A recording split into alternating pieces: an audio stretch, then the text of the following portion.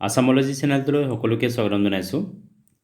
আজিৰ ভিডিঅ'টোত কেইটামান গুৰুত্বপূৰ্ণ সাধাৰণ জ্ঞানৰ প্ৰশ্নোত্তৰ উল্লেখ কৰা হ'ল। এই প্ৰশ্নোত্তৰকেইটা বিভিন্ন প্ৰতিযোগিতামূলক পৰীক্ষাৰ কাৰণে খুবেই জৰুৰী। ভিডিঅ'টোৰ প্ৰথম প্ৰশ্নটো হৈছে, ভাৰতৰ প্ৰথম গাঁও বুলি কোনখন ঠাইক কোৱা হয়? উত্তৰ, মানা গাঁও। এই গাঁওখন আছে উত্তৰাখণ্ডত।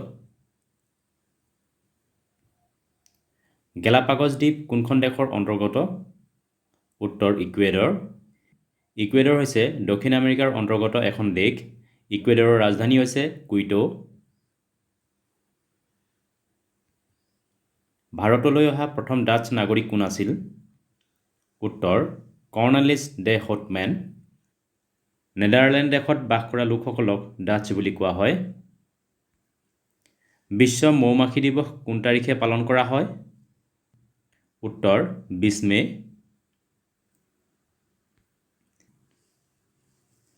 উত্তৰ কোৰিয়া আৰু দক্ষিণ কোৰিয়াক বিভাজিত কৰা সীমাৰেখাৰ নাম কি? উত্তৰ, 38 পেৰেলেল লাইন। গান্ধীসাগৰ নদী বান্ধ কোনখন নদীৰ ওপৰত আছে? উত্তৰ, চম্বল নদী। এই নদী বান্ধ আছে মধ্যপ্ৰদেশত। বৃহদৰ্থ কোনটো ৰাজবংশৰ শাসক আছিল? উত্তৰ, মৌৰ্য ৰাজবংশ। বিশ্ব খাদ্য দিৱস কোন তাৰিখে পালন কৰা হয়? উত্তৰ, 16 অক্টোবৰত। 2025 বৰ্ষৰ এই বিশ্ব খাদ্য দিৱসৰ থীম আছিল hand in hand for better foods and a better future.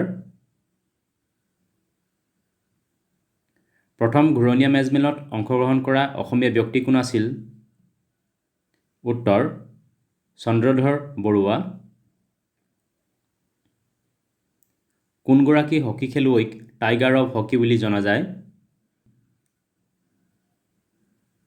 উত্তৰ, মেনুৱেল ফ্ৰেডৰিকক। ভাৰতৰ আটাইতকৈ সৰু বাঘ সংৰক্ষিত বনাঞ্চলৰ নাম কি? উত্তৰ, বৰ বাঘ সংৰক্ষিত বনাঞ্চল। এই টাইগাৰ ৰিজাৰ্ভখন আছে মহাৰাষ্ট্ৰত। বিশ্ব জৈৱিক ইন্ধন দিৱস কোন তাৰিখে পালন কৰা হয়? উত্তৰ, 10 আগষ্টত। মেঘদূত গ্ৰন্থৰ লেখক কোন? উত্তৰ, কালিদাস। ৰাওলাট আইন কেতিয়া গৃহীত কৰা হৈছিল? উত্তৰ, 1919 চনত। মহাকাশৰ লগত জড়িত 3I এটলাছ কি? উত্তৰ, এক আন্তঃনাক্ষত্ৰিক বস্তু অৰ্থাৎ ইণ্টাৰষ্টেলাৰ অবজেক্ট। এই অবজেক্টবিলাক হৈছে আমাৰ সৌৰজগতৰ বাহিৰত উৎপত্তি হোৱা অবজেক্ট। এইকেইটা আছিল কেইটামান গুৰুত্বপূৰ্ণ জিকে। ভিডিঅ'টো চোৱাৰ বাবে ধন্যবাদ। যদি ভিডিঅ'টো ভাল লাগিলে লাইক কৰিবলৈ, লগতে চেনেলটো ছাবস্ক্ৰাইব কৰিবলৈ অনুৰোধ জনালোঁ। ধন্যবাদ।